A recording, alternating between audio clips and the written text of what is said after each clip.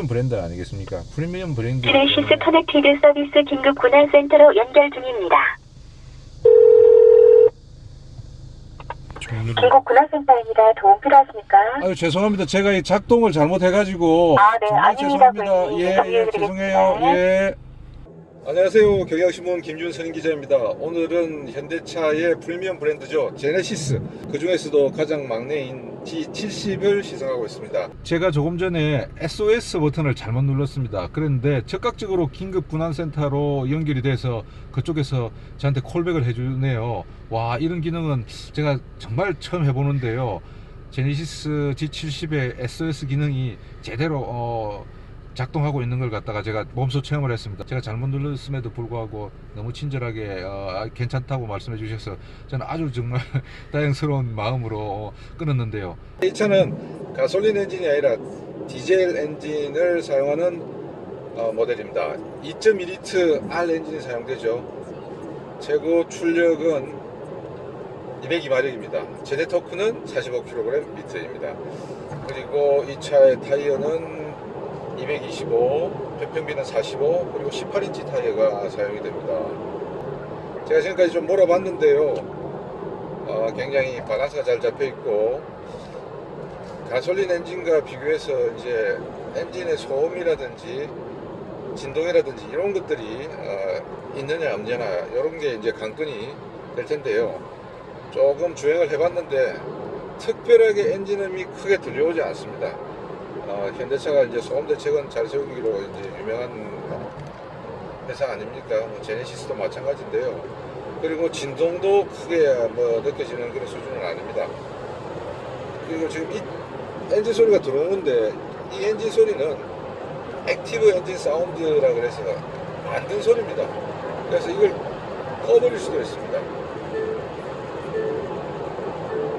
전체적으로 주행 질감은 차가 작고 엔진 출력이 커서 그런지 굉장히 잘 나갑니다.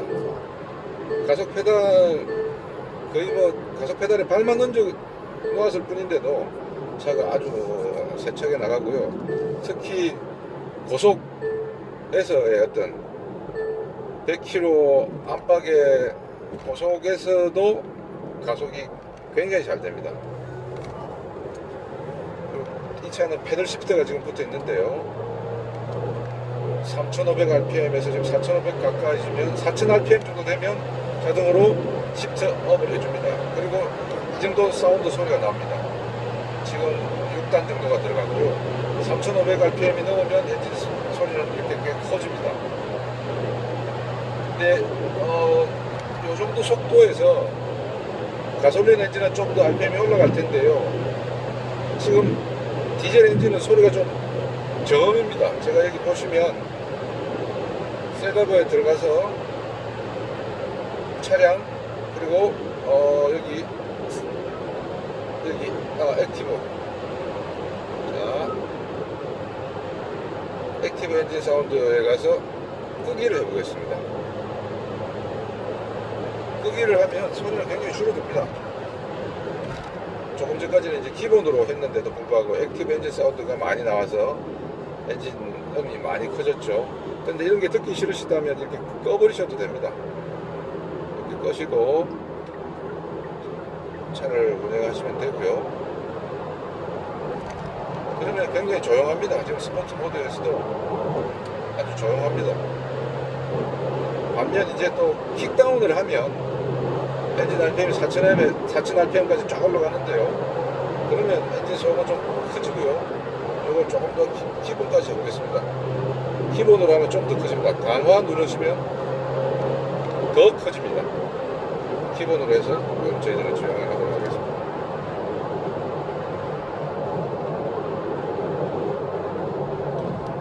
이런 거는 운전의 어떤 즐거움을 피로도 이렇게 느끼시라 하는 건 배려인데요. 또 이런 소리를 싫어하시는 분이 계시기 때문에 그럴 때는 사운드를 줄여서 운전을 하시면 됩니다. 전체적인 주행 질감은 굉장히 매끄러운데요. 이 차가 서스펜션이 굉장히 좀 탄탄합니다. 탄탄해서 조금 이제 일반 우리 현대 기아차, 국산차보다는 조금 더 이제 단단하기도 하고요. 그래서 포장 상태가 안 좋은 데에서는 이 도로의 어떤 노면의 정보들이 곧바로 올라옵니다. 바퀴나 엉덩이를 통해서, 운전대를 통해서 올라오고요. 그렇지만 노면 상태가 좋으면 아주 매끄럽습니다. 굉장히 매끄러운 주행이 가능합니다. 그래서 참 주행 질감이 좋은데요. 다만 이 차에는 전자식 댐핑 컨트롤 시스템이 없습니다. 그래서 그게 있었다면 조금 더 매끄러운 주행이 될 텐데, 노면 같은 사정이 안 좋을 때는 좀 이렇게 약간 이렇게 튑니다. 튀고 단차를 지날 때도 퉁 하는 그런 소리와 함께 약간 조금 이제 움직임이 있는데요. 그런 것들은 좀 주의하셔서 차를 타셔야 되겠습니다. 운전대 좋다고 하면 썩 훌륭합니다. 이 차에는 렉 타입의 MDPS가 장착되어 있습니다. 고급차니까요, 당연할 텐데요. 렉 타입의 MDPS가 장착되어 있어서 상당히 조타감이 아주 유리합니다. 저속에서는 힘들지 않게 가볍고 고속에서도 묵직해집니다. 그런데 고속에서 묵직해지는 게 딱 센터에 고정돼서 운전대가 뭐 하나도 움직이려고 하지 않고 빳빳하고 이런 그런 느낌이 전혀 아니고요. 아주 부드럽고 점잖게 묵직합니다. 확실히 클럼 타입보다는 렉 타입 MDPS가 훨씬 더 이렇게 감칠맛이 난다, 이런 말씀을 드릴 수 있겠습니다. 가속 페달 반응은 초기 담력은 꽤 힘을 줘야 살짝 힘을 줘야 가지만 쭉 누르는 대로 차가 나갑니다. 이렇게 이런 고속코너에서도 이 차는 지금 H트랙이라는 현대차의 사륜구동 장치가 장착되어 있는 4바퀴 굴린 모델입니다. 제법 고속으로 달려도 고속 코너링에서도 그냥 차선을 쫙 물고 잘 달립니다. 밖으로 뭐 비껴나가거나 이런 일이 없이 웬만한 속도에서는 차선을 잘 잡고 조타하는 그런 라인대로 차가 잘 알아서 따라가 줍니다. 그게 이제 뒷바퀴 굴림이 아닌 사륜구동만의 특징이 아닌가 싶고요. 또 비가 오거나 눈이 올 때 또 길이 미끄럽거나 할 때는 또 사륜구동이 특히 뒷바퀴 굴리면 눈 올 때는 좀 힘이 드는데 그런 어떤 그 단점을 극복할 수 있는 그런 또 좋은 특징이 있습니다. 장점이 되겠죠. 전체적으로 저속 주행에서도 크게 스트레스 없는, 가속 페달을 밟거나 브레이크를 밟을 때 스트레스 없는 그런 주행이 되고요. 특히 고속에서 꽤 기분 좋은 달리기가 됩니다. 고속 주행용 차량이다, 뭐 이런 말씀을 감히 드릴 수 있을 정도로 고속 주행에서의 어떤 질감이 좋고요. 또 운전자로 하여금 또 아주 재미있는 짜릿한 쾌감을 선사하기도 합니다. 아까 좀 빠르게 코너링도 해봤는데요, 거의 쏠림이 없고 또 잘 돌아줍니다. 이 차를 시내에서 몰아봤는데, 시내에서는 가다 서다를 반복하는 그런 정체 구간을 꽤 많이 만났습니다. 그런데 이제 그때마다 브레이크를 밟고 브레이크를 또 이제 꼭 누르고 있어야 되지 않습니까? 근데 이 차에는 오토홀드 기능이 있는데, 오토홀드 기능을 활성화시키면 브레이크를 한 번만 누르고 힘을 주면 계기판에 오토홀드 불이 초록색으로 딱 바뀝니다. 그러면 이제 그때부터는 브레이크에서 발을 떼도 되는데요. 그래서 아주 이제 다리가 편안한 그런 기능인데, 이 차는 오토홀드 기능이 활성화된 상태에서 브레이크를 밟으면 우리가 이제 발을 브레이크에 갖다 놔 보지 않습니까? 그냥 브레이크가 좀 돌처럼 딱딱해져 있습니다. 바위나 돌처럼 딱딱해져 있는데 그건 왜 그런지 모르겠더라고요. 오토홀드 기능이 작동되어 있는 상태에서도 그렇게 브레이크가 딱딱해지는 차는 또 제가 이 차가 처음인 것 같습니다. 뭐 그런 특징이 있고요. 그 다음에 이제 오토홀드를 누르고 있다가 오토홀드 상태에서 출발을 할 때 담력을 조금 초기에 많이 줘야 오토홀드가 비활성화가 되고 차가 출발을 합니다. 그런데 그걸 조금만 좀 약한 담력을 줘도 오토홀드에서 해제가 돼서 가속이 되고 출발이 될 수 있었으면 좋겠더라고요. 왜냐하면 이게 또 차가 안 나가서 좀 세게 밟다 보니까 쑥 하고 나가는 경우가 있고 해서 또 다른 차들은 먼저 나가는데 약하게 아주 조절이 처음에 좀 잘 안 돼서 쑥 세게 못 밟아서 천천히 가게 되는 그런 경험도 했거든요. 그래서 오토홀드는 조금 이렇게 정밀하게 좀 더 다듬었으면 좋겠다. 오토홀드 기능은 개선이 좀 필요하다. 이런 생각을 해봤습니다. 운전대는 뭐 나무랄 데 없이 좋다하면 괜찮네요. 룸밀러가 이 차가 많이 떨립니다. 꽤 많이 떨리는데요. 그거는 제가 최근 들어서 이런 차는 처음 봤는데 아마 뭐가 지금 요 차만 진짜 요 차만 아마 잘못됐을 겁니다. 이 룸밀러 떨리는 차들 요즘 없거든요. 조립이나 뭐가 잘못된 것 같은데 지금 저는 스포트 모드로 달리고 있는데 주행 모드, 드라이브 모드 변경 버튼을 눌러서 왼쪽으로 하면 이제 컴포트 모드가 됩니다. 그러면 엔진 소리는 조금 이렇게 줄어들고요. 차가 좀 편안해집니다. 운전대도 좀 덜 묵직해지고 그 다음에 제 옆구리를 꽉 꼈던 꽉 조이고 있던 볼스트도 풀어줍니다. 이 차는 시트가 스포트 모드로 달리면 시트의 볼스트가 몸을 옆구리를 조여줍니다. 그런 기능이 있습니다. 그리고 오른쪽으로 한 번 더 바꾸면 이제 스포트 모드, 아까 같은 스포트 모드가 되고요. 그 다음에는 커스텀 모드가 되고 지금 총 5가지 모드가 있습니다. 컴포트 모드 왼쪽에는 또 에코 모드가 있고요. 스마트 모드는 뭐냐면 이 차의 어떤 주행 상황에 가장 적절하게 알아서 주행이 됩니다. 그게 스마트 모드고요. 커스텀 모드는 자기가 이제 엔진이라든지 뭐 이런 운전대 묵직감이라든지 이런 것들을 갖다가 조절을 할 수 있습니다.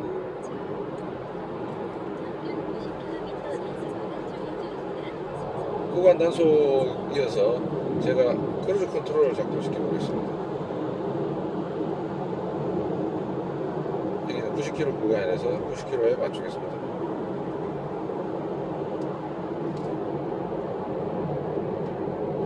자, 이렇게 하면 세팅이 되었습니다. 그런데 이 차에는 지금 하이웨이 드라이브 어시스트는 없습니다. 그 장치가 있으면 참 좋은데 그 장치가 지금 있지가 않고요. 그리고 앞차와의 간격을 조절할 수가 있습니다. 요 3시 방향의 스포크 이렇게 하단에 있는 요 버튼을 누르시면 4단계로 이렇게 줄일 수 있습니다. 제일 짧게 지금 한 상태고요. 그 다음에 제일 길게 그 다음 이게 지금 제일 앞차와의 거리를 당긴 상태입니다. HDA라고 해서 하이웨이 드라이브 어시스트인데요. 고속도로에서도 내비게이션과 연동이 돼서 속도 제한 구간에서는 속도도 알아서 줄여주고 그 다음에 앞차와의 차간거리도 유지시켜주고 차속도 유지시켜주는 장치가 있습니다. 그리고 차가 밀리면 자동으로 정차하고 또 자동으로 이제 출발하기도 하는데요. 그 장치가 있으면 진짜 운전하기 편합니다. 근데 고속도로에서요. 근데 이 차는 아직 그 장치는 없습니다. 아마 옵션에서 빠져있는 모양입니다. 속도 제한 구간이 끝났습니다. 이제 해제시켜 봤고요. 지금 저는 스마트 모드로 달리고 있습니다. 스마트 모드로 달리니까 아까 컴포트 모드보다 좀 더 편해진 것 같은데요. 가속 페달 느낌도 약간 달라지고 가속 페달이 약간 좀 가벼워진 것 같은 그런 생각도 듭니다. 제가 최근에 여러가지 프리미엄 브랜드 차들을 많이 타봤는데요. 세단도 타보고 G70과 견줄만한 차도 타봤는데요. 특별하게 그 외산 독일산 프리미엄 브랜드의 차에 비해서 크게 빠지는 건 없는 것 같습니다. 이 차량에는 차선 유지 보조 장치가 있는데 지금 활성화 시켰습니다. 얼마나 차선을 잘 따라가는지 한번 함께 보시죠. 저는 그냥 손만 얹고 있겠습니다. 깜빡이를 켜지 않고 차선으로 들어가 보겠습니다. 예, 오른쪽으로 적극적으로 밀어줍니다. 왼쪽으로 한번 가볼까요? 그러면 왼쪽도 마찬가지로 이렇게 안으로 밀어 넣어주는군요. 이것으로 제네시스 G70 시승을 마치도록 하겠습니다. 경향신문 김준선 기자였습니다. 고맙습니다. G70의 계기판은 아날로그식입니다. 그리고 가운데 정보창은 디지털로 되어 있고요. 최근 들어서 많은 차들이 12.3인치 LCD 계기판을 사용하는데 저는 개인적으로 저렇게 바늘이 가리키는 계기판들이 훨씬 더 차 같은 그런 느낌이 듭니다. 가운데는 LCD 패널입니다. LCD 모니터인데요. 다양한 정보들이 나타납니다. 어떤 정보들이 나타나는지 한번 살펴볼까요? 자, 운전대 보시면요. 운전대 3시 방향 스포커에 보시면 이렇게 서루뭉치 같이 이렇게 아이콘이 되어 있는데요. 그걸 누르시면 이렇게 정보가 변합니다. 한번 누르니까 나침반이 나왔습니다. 그리고 주행 가는 거리가 283km라는 걸 표시해 주고요. 그 다음에 운전자 주의 경고가 이렇게 뜹니다. 또 누르면 사용자 설정이 나옵니다. 사용자 설정에 들어가 보겠습니다. 헤드업 디스플레이, 운전자 보조, 도어, 라이트, 사운드 다양한 사용자 설정을 할 수 있는데요. 어떻게 하느냐면요. 아까처럼 비슷합니다. 운전대의 3시 방향에 서류뭉치 아래에 있는 OK 버튼을 누르시면 이렇게 누르시면 헤드업 디스플레이 사용할 것인가 안 할 것인가 체크하는 표시가 나오고요. 높이도 조정할 수 있고 표시 회전도 조정할 수 있고 표시 밝기도 할 수 있습니다. 다양한 게 이제 조정이 가능하고요. 그 다음에 위로 하나 이전돼 있지 않습니까? 이걸 누르시면 다시 이제 헤드업 디스플레이로 가고 그 밑에 또 하시면 운전자 보조가 들어갑니다. 운전자 보조 들어가시면 스마트 크루즈 응답승 또 한 번 더 누르시면 빠르게 보통 느리게 대체로 빠르게 하는데 이 차는 지금 보통으로 됐네요. 이렇게 눌러주시고 그 위로 가서 다른 걸 하시려면 다른 걸 세팅을 하시려면 이전을 누르시면 됩니다. 뭐 이렇게 조정을 하시면 되고요. 그 다음에 한 번 더 또 돌아가시면 또 이전으로 다시 돌아가시고 그리고 또 이전으로 돌아가실 때는 서류뭉치를 누르시면 됩니다. 그럼 아까 누적 정보가 다시 나오게 됩니다. 자, 계기판은 그런 식으로 되어 있고요. 룸밀러부터 해서 센터페시아 좀 살펴보도록 하겠습니다. 제가 늘 말씀을 드리는데 이 현대차, 제네시스, 기아차의 룸밀러는 참 폼이 안 납니다. 이렇게 큰 밀러 요즘 사용을 하지 않습니다. 특히 제네시스 브랜드는 프리미엄 브랜드인데요. 배질이 없이 그냥 유리만, 작은 유리만 이렇게 붙은 룸밀러를 갖다가 대부분 사용합니다.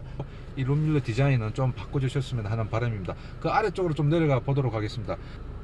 직립형 돌출형 모니터가 있는데요. 굉장히 조립 잘 되어 있습니다. 아무리 흔들어도 뭐 이렇게 잡소리가 나지 않고 운전 중에도 삐그덕대는 소리가 전혀 나지 않았습니다. 이런 부분들 보면 아주 고급 가죽으로 이렇게 감은 것 같은데 사실은 플라스틱인데요. 플라스틱 재질인데 질이 좋은 가죽으로 이렇게 장식한 것처럼 느껴지는 그런 부품 소재가 사용이 되었습니다. 그리고 에어벤트가 있고 쭉 내려오시면 이 가운데 보시면 저는 이 개인적으로 깜빡이 버튼에 디자인이 참 이쁘다고 생각합니다. 과거 메르세데스 벤츠 이런 차들, 고급 차들에도 이런 버튼을 많이 사용했는데요. 또 아래 다목적 버튼들이 있죠. 라디오, 미디어 이런 것들이 있는데 요거는 지도 최신 정보가 나오면 이렇게 업데이트된 SD 카드를 넣어서 설정을 다시 할 수 있고요. 그 아래 제네시스만의 좀 독특한 디자인인데요. 다이얼식 공조 장치입니다. 온도 조절 버튼, 풍량 세기 버튼, 역시 온도 조절 버튼입니다. 그 중간중간에 열선 시트, 통풍 시트, 그 다음에 뭐 다양한 버튼들이 있고요. 그 밑에 보시면 수납 공간입니다. 이렇게 밀어 제끼면 옥실러리, USB, 그리고 여기 오른쪽에는 스마트폰 무선 충전 장치가 있습니다. 제네시스 브랜드, 프리미엄 브랜드답게 이렇게 한 번 더 미시면 아주 부드럽게 떨어집니다. 이렇게 미시고 한 번 더 미시면 아무 소리도 안 나죠. 굉장히 고급스럽습니다. 이런 건 참 좋고요. 그 다음에 그 아래로 내려오면 정말로 프리미엄 브랜드 같습니다. 기어 노브 보시면 아주 잘 만들어져 있습니다. 가죽으로 잘 감싸져 있고요. 이 버튼도 조금 더 좋아졌으면 좋겠는데, 이런 툭툭툭툭 하는 소리가 안 나게 좀 묵직하게 버튼이 들어갔으면 좋겠습니다. 그리고 참 디자인은 이쁜데 이렇게 D로 한 상태에서 N으로 하거나 리버스에서 N으로 할 때 이 탁탁 하는 그런 느낌이 그렇게 좋지 않습니다. 그러나 여기 보시면 R&D라고 이렇게 영어가 레터링이 써져 있는데, 그 단에 들어갈 때마다 여기에 불이 들어옵니다. R은 빨간 불이 들어오고 해서, 과거에는 그러지 않았거든요, 다른 G80 같은 차는. 그래서 여기 DNR에 불이 들어와서 기어 포지션이 어디에 들어가 있는지를 알 수가 있습니다. 그래서 그런 점 참 좋다고 생각합니다. 기어 노브 아래에 있는 드라이브 모드, 주행 모드를 바꾸는 다이얼이 있습니다. 자, 요거를 왼쪽으로 바꾸면 지금 현재 시간 아래 보시면 컴포트라고 적혀 있죠. 시간 아래 컴포트 모드로 되어 있는데, 요걸 왼쪽으로 탁 돌리시면 에코 모드로 됩니다. 에코 모드는 연비 제작형 모드죠. 그리고 또 왼쪽으로 더 돌리시면 스마트 모드가 됩니다. 스마트 모드는 뭐냐면요, 주행하는 도로 뭐 이런 주행 상황에 따라서 차가 스마트하게 알아서 운전을 해줍니다. 그러니까 빨리 속도를 낼 때가 되면 이 차가 스포트 모드 같은 그런 효과를 내기도 하고요. 아주 그 정속 주행을 하게 되면 연비를 갖다가 생각하는 뭐 크루징 상태로 주행이 되는 그런 것들을 자기가 알아서 해줍니다. 그리고 자, 이렇게 가면 아까 그 컴포트 모드가 다시 오고요. 또 오른쪽으로 가면 스포트 모드가 됩니다. 스포트 모드로 바꾸면 운전대가 꽤 묵직해지고요. 그리고 엔진 배기음도 우렁차집니다. 그리고 엔진 응답성도 좀 빨라지고요. 그리고 무엇보다도 변화가, 시트의 변화가 있습니다. 시트의 옆구리를 갖다가 받쳐주는 볼스트가 몸을 꽉 쥐어줍니다. 그래서 가격한 코너링을 할 때도 볼스트가 몸을 잡아줘서 운전하기가 상당히 편합니다. 그 아래는 커스텀 모드가 있는데요. 커스텀 모드는 운전자가 원하는 세팅을 할 수가 있습니다. 뭐 엔진의 응답성이라든지 뭐 서스펜션이라든지, 이 차보다도 조금 그 높은 그 기종의 서스펜션이라든지 이런 것들을 갖다가 조금 자신의 어떤 그 의지나 또는 자신의 기호에 맞춰서 이렇게 하는 게 커스텀 모드입니다. 아주 편하게 작동을 시킬 수 있는 드라이브 모드 다이얼식 버튼입니다. 그리고 그 밑에 조금 내려와 보시면 그 아래로 이제 드라이브 모드 아래로, 예, 지금 보시면 드라이브 모드를 바꾸면 센터 패시아 위쪽에 있는 그 모니터 상에 이렇게 바뀌는 그 형태가 나타나는데요. 색깔이 다 바꿔집니다. 스마트는 이런 색깔이고요. 그 다음에 에코 모드는 이제 그린 색깔로 바뀌고요. 컴포트 모드는 스마트와 비슷한 색깔로 바뀝니다. 그리고 스포츠는 강렬한 달리기 성능을 나타내는 그 정렬의 어떤 레드, 붉은색으로 이렇게 바뀌게 됩니다. 모니터에도 그런 표시가 나타나고요. 그리고 그 아래 보시면 오토 스탑 앤 고 버튼, 이걸 누르시면 비유 활성화가 됩니다. 그래서 엔진이 켜졌다 꺼졌다 하지 않고요, 이렇게 놔두시면 엔진이 이제 정지했을 때는 꺼집니다. 그리고 이 버튼은 ESC를 오프하는 버튼입니다. 뭐 금방 보시면 아시겠죠. 오토홀드도 잘 아시죠? 오토홀드 버튼은 우리가 정체가 많은 구간에서 브레이크를 탁 밟고 바를 때도 차가 그대로 멈춰져 있습니다. 내리막이든 오르막이든요. 전자식 파킹 브레이크가 있습니다. 그리고 오른쪽에는 컵홀더인데요, 이렇게 테두리 부분도 아주 이쁘게 알루미늄 뉘앙스가 나게 장식을 했습니다. 그 아래 부분 보시면 센터 콘솔이 있는데요, 센터 콘솔도 스위치 버튼 꽤 고급스럽습니다. 자, 일단 저쪽으로 좀 돌리다가 제가 볼게요. 큰 공간은 아닙니다. 각종 뭐 다양한 것들을 수납할 수 있고요. 여기 충전용 USB가 있습니다. 자, 그리고 오른쪽 동석석 좀 비춰봐 주실까요? 여기 보시면 글로우박스 여는 버튼도 꽤 고급스럽게 알루미늄 장식처럼 해서 이쁘게 이렇게 해놨습니다. 프리미엄 브랜드로 가려는 그런 어떤 제네시스의 의지를 볼 수 있는 부분인 것 같고요. 이 차 도어 패널 제일 앞쪽에 보시면 스피커가 3개가 붙어 있습니다.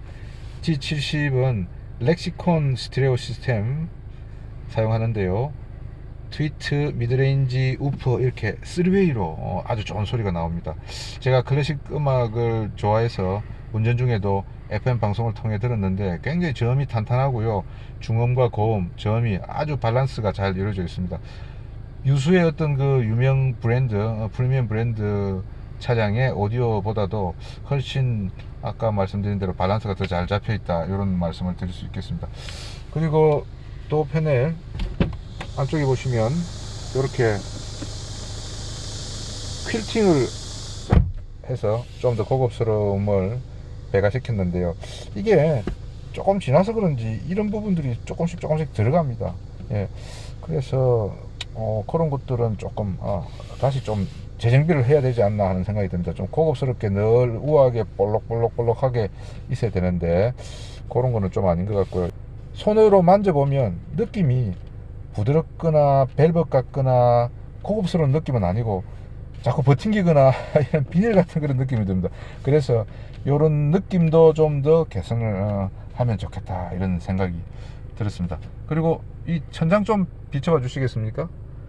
이 재질을 한번 보시죠. 이렇게 보시면요, 스웨이드 재질 같습니다. 알칸타라 재질 같습니다. 굉장히 고급스럽습니다.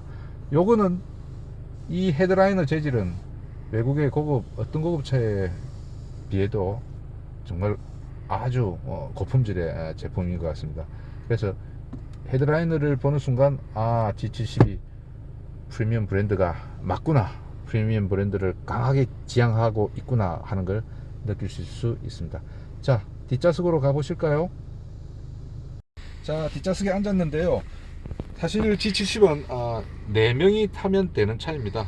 그리고 뒷좌석이 그렇게 넓지는 않습니다. 그런데 딱 뒷좌석에 혼자 앉으면 꽤 편합니다. 그리고 머리도 참 편하고요. 좌석이 시트가 뒤로 푹 퍼져 있어서 우리 몸이 이렇게 쏙 감싸집니다. 시트에 의해서 딱 감싸지는 느낌이 들고요. 아주 푸근하고요. 키가 크신 분들은 무릎이 앞에 좀 닿을 수 있을 것 같습니다.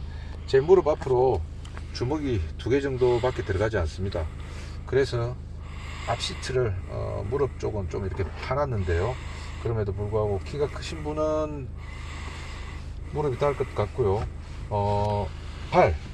발 공간도 조금 부족한데 그래도 발은 그냥 안으로 좀 넣으셔도 되고 그냥 그렇게 불편하지는 않습니다. 헤드룸은 크게 부족하지는 않지만 그렇다고 넓지도 않습니다. 주먹 하나 정도가 이렇게 들어갈 정도군요. 그래서 역시 키가 크신 분들은 조금 부족한 공간이다, 이렇게 말씀드릴 수 있겠고요. 그래서 여튼 제네시스는 고급차이고요. 2명 정도, 3명 정도, 예를 들면 젊은 부부들이 앞좌석에 2분이 타시고 뒤에는 아이소픽스에 베이비시트를 걸어서 아이들과 같이 타거나 아니면 국민학생, 유치원생 이런 아이들이 있는 그런 집안에 맞는 용도인 것 같고요. 그 다음에 혼자를 많이 타고 다니시는 어떤 젊은 분들, 20대나 30대 젊은 분들, 그리고 또 50대 분들도 G70에 대한 문의가 많으신데요. 이제 자녀들을 출가시키고 또는 뭐 학교 다니고 지방에 가고 취직하고 독립하고 이런 자녀들이 있는 부부들은 차에 2분만 주로 타지 않습니까? 그래서 이 제네시스 G70을 많이 선택하신다고 합니다.